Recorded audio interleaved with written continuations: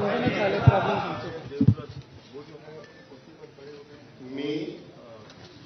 मी सुनेत्रा अजित पवार गांभीर्यपूर्वक प्रतिज्ञा करते की कायद्याद्वारे स्थापित झाले आहे अशा भारताच्या संविधानाबद्दल मी खरी श्रद्धा व निष्ठा बाळगीन.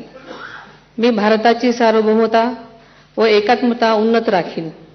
मी महाराष्ट्र राज्याची उपमुख्यमंत्री म्हणून माझी कामे निष्ठापूर्वक व ससद्विवेक बुद्धीने पार पाडेन आणि संविधान व कायदा यानुसार सर्व तऱ्हेच्या लोकांना मी गांभीर्यपणे व निपक्षपातीपणे तसेच कोणाच्याही विषयी ममत्वभाव किंवा आकस न बाळगता न्याय वागणूक देईन.